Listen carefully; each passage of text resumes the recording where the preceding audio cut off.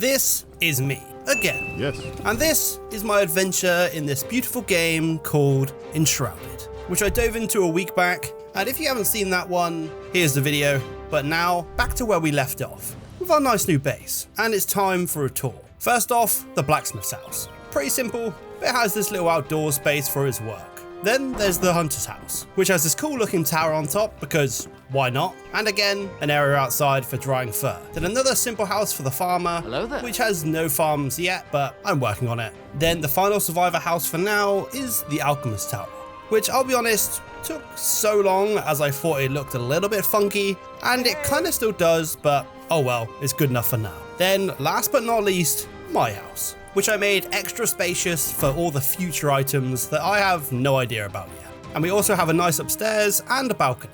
And of course, a little fireplace for our cooking. And that's the end of the tour. Now time to get to it, as we've got a lot of adventuring to do if I ever want to finish this game. But before that, we need to take some time to do some of the management, quickly sorting loot into chests and giving our axe its final upgrade. Then on to questing. So we speak to the old alchemist Balthazar, who gives us tons of quests to dive into. So let's mark it down. First, we've got another vault with a survivor, the carpenter. Then we've got some knowledge about something called the eternal spells. And finally, Balthazar told us about these gems the ancestors used for augmentation, which you can put inside your weapons. So we're definitely getting that one. Then we also speak to the farmer that gives us more quests around farming and visiting another spire. But now our quest list is starting to look pretty long. So of course, I had to take a little break and put down some nice flower beds, because you know, the base has got to look pretty. But now, back to business. The first quest on our list to tackle is retrieving the hunter's hand spindle. What the hell is a hand spindle? Oh, that's what it is. Okay, let's go.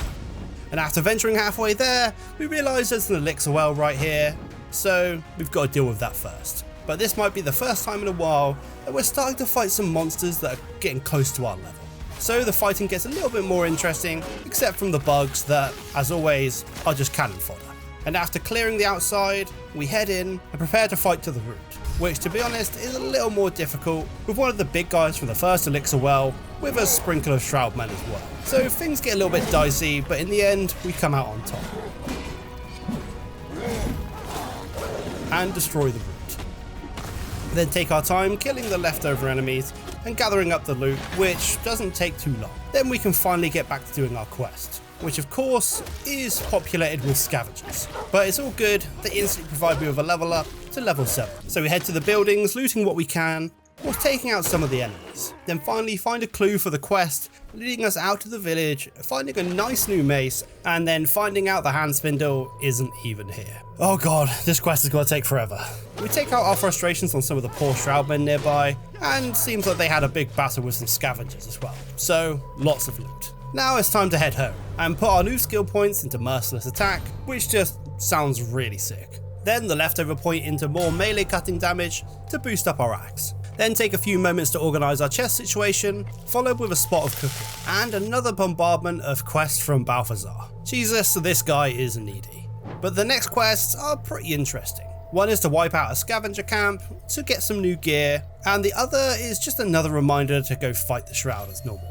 But the scavenger camp is pretty close by, and the new gear does sound really nice. So after a quick nap, we head out in the morning, finding a new flame shrine on the way, then arriving at the camp.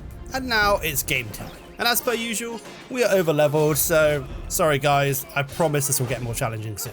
But with the camp clearing out, we find a note saying the scavengers have been experimenting and making something called the Gorger, which I'm pretty sure is what we're hearing above me right now. But let's be honest though, I've been walking through enemies, so this is probably going to be really easy. And within a couple seconds, we realise I am dead wrong. With my serious lack of poison resistance, we're losing health fast. And we're even running low on health potions. So, Hail Mary it is.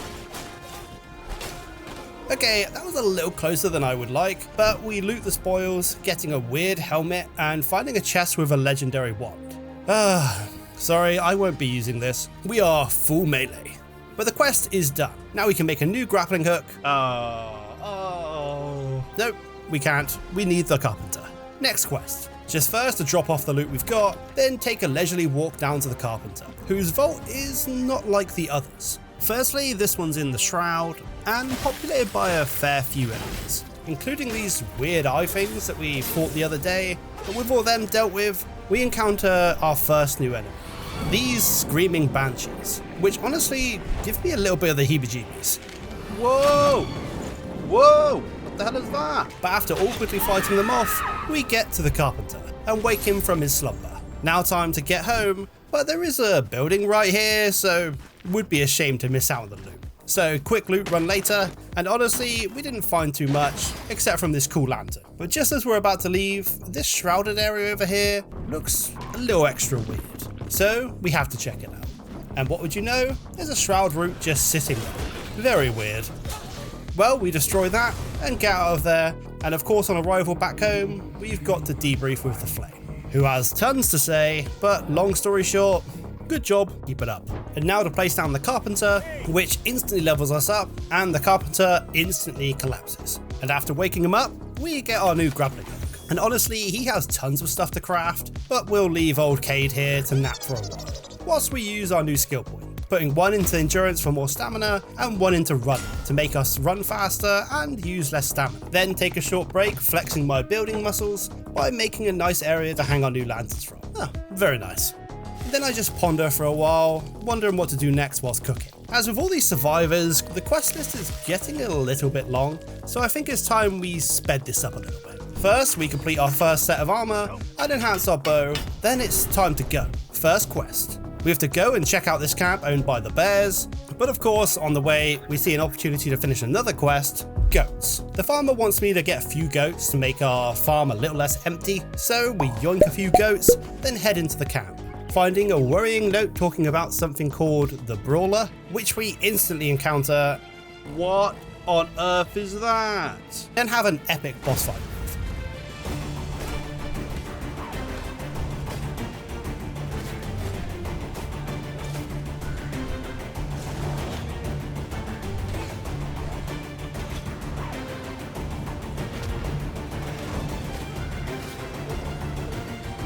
In the end, we come out on top, then loot up getting a trophy, and also loot a corpse nearby, and we retrieve a soul? Okay, maybe I didn't read this quest properly, but no time to rest, we've got another quest to do. And next up, our first Flame Sanctum, which really is just a flame shrine with a couple of enemies nearby, so nothing too exciting. Then next on the list, the Eternal Spell, whatever that is. So we dive into this tomb, fight off some skelly boys, and get our hands on a skeleton summoning vessel, which is pretty sick.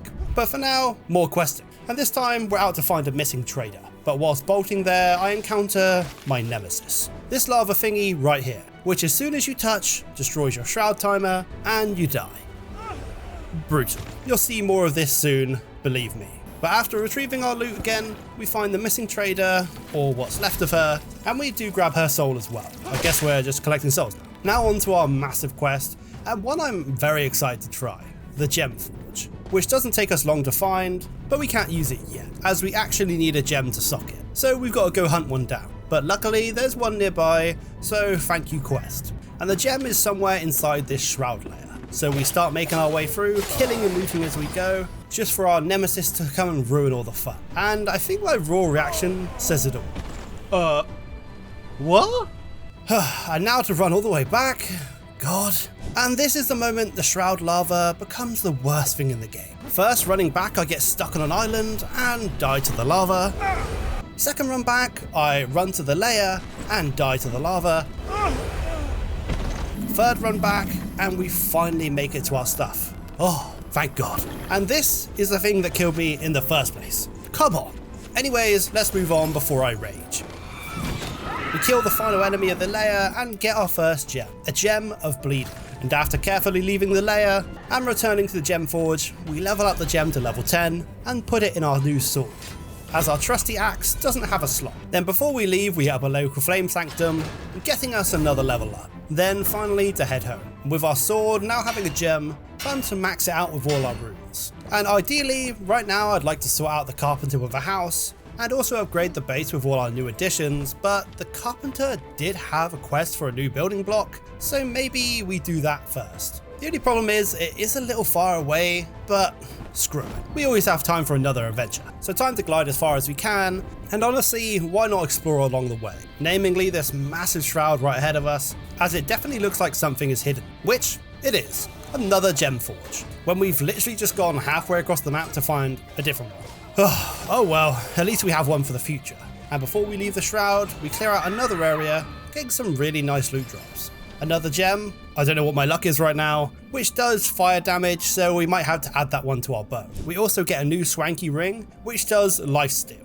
So we obviously throw that one on. And finally, we're out of the Shroud and into a new area, which honestly looks so nice, especially with the roads. But the niceness doesn't last long, as we're back into the Shroud again. This time finding the Alchemist Tower, which we do have a few quests in, so why not? And we start to notice enemies are getting a little harder.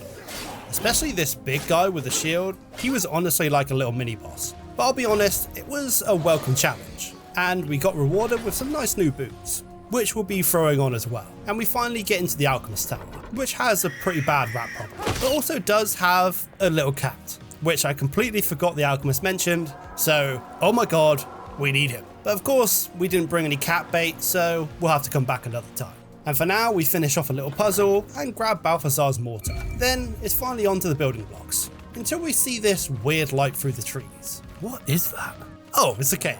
And upon entry, we find out it's a lumen-like cave. So we try to mine this weird stuff off the walls, and hit the smallest area ever of Deadly Shroud, and insta-die. Huh? Come on guys, this is a little brutal. So after another long run back, we try and understand what the hell just happened, just to get stuck and die again. Okay, now I'm pissed. This time I came back and steered clear of that whole area, and I do explore the cave a little bit, just finding some boars, which is great for meat, but I do get stuck in the lower area with a Shroud route I can't reach because of Deadly Shroud, which to be honest is the only thing in this game I'm starting to dislike. The Deadly Shroud and the lava area from earlier, it just seems a little bit unnecessary. I feel like the level of enemy should stop players pushing too far too fast, not some unexplorable fog. Anyways, moan over, just something I found, and finally find the most awkward way out. And after that whole ordeal, I'm grabbing myself a cat. On one of the times I ran back, I got me some bait. So, meet Tiger. Yep, now I'm happy.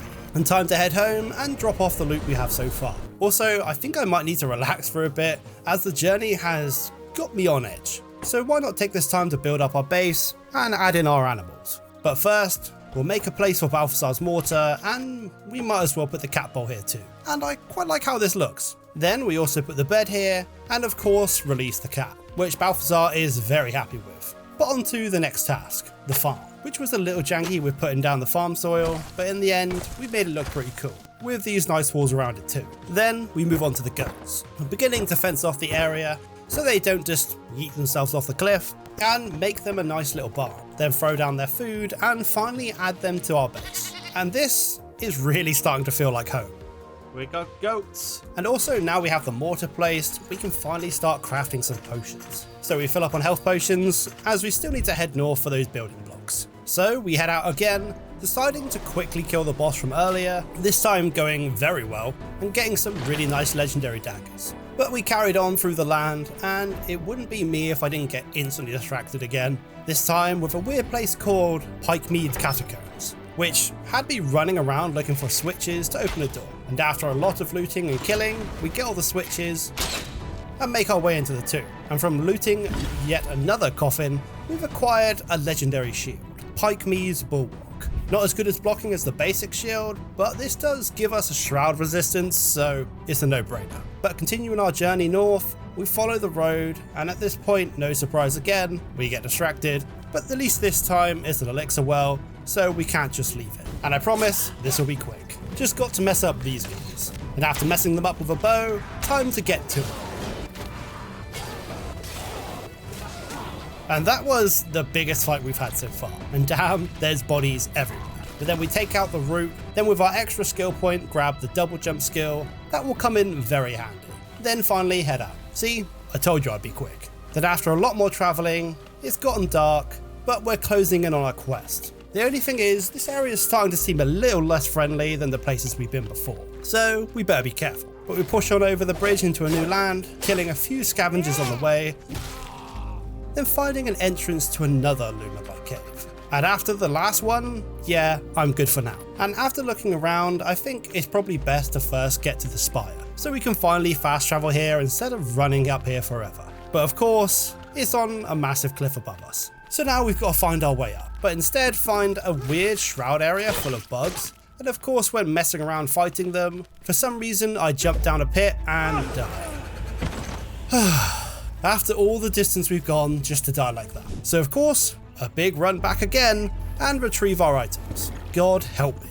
And I think honestly at this point I've had enough. So I resorted to brute force, slowly mining my way up the side of a cliff to get to the top. And okay, I know this is a little bit cheesy, but hey ho, it got me to the top. And finally we get to the spire, which you guessed it, has an assortment of traps. This time though, there is some added fireballs to contend with too, along with the normal spike traps of course. But we get to the top and we have finally discovered Revelwood, which honestly for now can wait, as I just want to go home, and decided to change up our armor for one we just found, which I don't know if I'm vibing with completely, but I like the stats. Then we just take some time to chill after the last ordeal, and as a new day starts, we decide to go finish what we started and finally get those building blocks. And of course, a quick hello to the cat, which gives us a little boost, and we're off, fighting our way through boars into the carpenter's camp, and finally finding the half timber blocks. Then as the blacksmith chest quest is nearby, we might as well do that too, which does confuse me for a bit until I realise we have to do it. Then decide we've had enough of Revelwood, so we head home. Then I think it's about time we actually build Cade a house, as he's been sleeping on the floor now for a few days. So we build him a pretty simple house with some nice half timber flooring, and at least now we can use him for crafting. Then decide to summon the 2 souls from earlier, who of course have more quests for us, and honestly for now they'll just have to wait for a house, as once again we're back out adventuring, trying to make a dent in this massive list of quests. So we head southwest to see what quests we can complete. Our first find being a flame sanctum, then not long after that a hidden shroud room, which is easily destroyed. Venturing further, we stumble into an ancient obelisk. I'm pretty sure one of the 2 that was mentioned by the flame a while ago, which to be honest at this point I can't even remember what they were meant to do, but we found it. Then finally, after climbing higher into the mountains, we found our main objective, the Hollow Halls, a massive dungeon filled with skeletons. And right on cue, we level up to level 11, which we put our points into veteran. That gives us 10% more critical hit chance, which will come in very useful for this dungeon. But to be honest, as we're going through, I kind of expected more enemies, as at first there was just some small packs of them and I expected there to be tons. Then as I delved deeper into the dungeon, fighting through the skellies, who were still a pretty good challenge, but as I carried on, I started to find some messages to us. Someone asking for us to help them. Signed, your new friend. Very weird. Anyways, we carry on, getting our first taste of the massive enemies I expected, and luckily we made it through. Damn, having some friends would be pretty good right now. And speaking of friends, we find another note from our new friend, then reach another checkpoint. And I'm getting the feeling we're getting close to the end, which is almost confirmed by the amount of enemies, which becomes a little bit overwhelming to battle. We manage all the same, mainly taking them back to the bridge to funnel them. And when I thought we might have been done with the enemies, this happens. What the fuck? Why is there so many? And to be honest, at this point, there's no tactics, just fun.